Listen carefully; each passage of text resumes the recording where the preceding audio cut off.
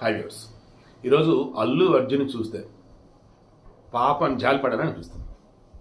At the same time Allu Arjun దగ్గరికి సెల్ఫీలు అంటూ పోలీస్ స్టేషన్ దగ్గర కోర్టుల దగ్గర వస్తున్న జనాన్ని చూస్తే ఎవరిని గొర్రెలు అనిపిస్తాం.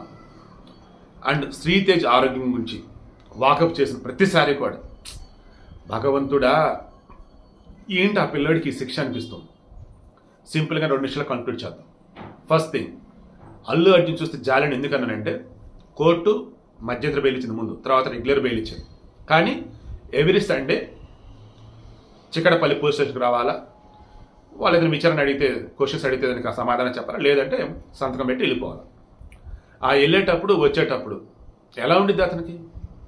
జాతీయ అవార్డు తీసుకున్నాడు, 100 కోట్లు కలెక్ట్ చేసిన సినిమా అండ్ బోల్డ్ డబ్బు ఉంది. కానీ ఓ చిన్న తప్పిదం, మనిషి చనిపోయింది అన్నప్పుడు, ఓ పిల్లడు చావుపత్రి మధ్య ఉన్నాడు అన్నప్పుడు పరామర్శించాలి, మన మనుషులు పంపించి ఒక ధైర్యం చెప్పాలన్నటువంటి ఇది తెలియకపోవడం వల్ల ఈరోజు బెయిల్ వచ్చి కూడా మరలా స్టేషన్ చుట్టూ తిరగాల్సి వస్తుంది ఎవ్రీ సండే.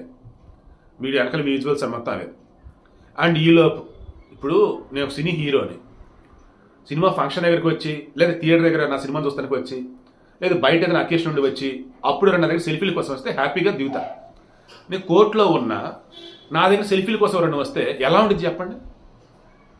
ఎక్కడ ఏం సెల్ఫీలు అని ఫీలింగ్ వచ్చిందామన్నా ఆ వేలో అల్లు అర్జున్ పరిస్థితి ఉంది.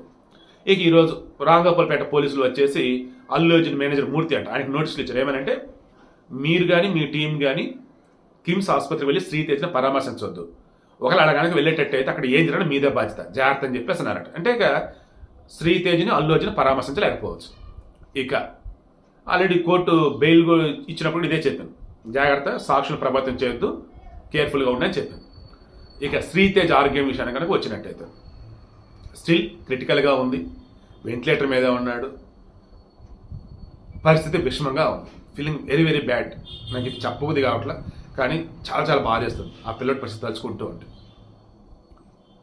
ఇక మెయిన్గా ఇక్కడ మనం కన్వే చేయదలుచుకున్నది ఏంటంటే, మీరు ఎవరితో పడితే వాళ్ళతో ఎట్టా పడితే అటు ఫోటోలు దిగినటువంటి ఇదిలో దయచేసి ఆ ప్లేస్ ఎక్కడ ఎలా ఏంటని చూడకుండా మాత్రం వెళ్ళకండి.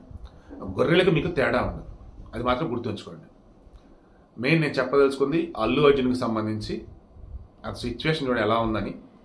2, ఇన్ టైంలో కనుక రెస్పాండ్ అవ్వాల్సిన విధంగా రెస్పాండ్ అయితే కేసు అయ్యేది కాదని. 3, పిచ్చి గొర్రెల్లాగా ఎర్రి మందలాగా ఆ సెల్ఫీలకు వస్తే ఎగబడుతున్న ఎవరైతే ఉన్నారో కొంచెం బుర్ర పెట్టి ఆలోచించండి. ఆ రోజు ప్రమాదం జరిగింది, తొక్కిసలాట జరిగింది కూడా అందుకే కదా. ఇక శ్రీతేజ్ ఆరోగ్యం మెరుగుపడుతుంది అని చెప్పినటువంటి మాటలు నీటి మూటల్లాగా అనిపిస్తున్నాయి నాకైతే.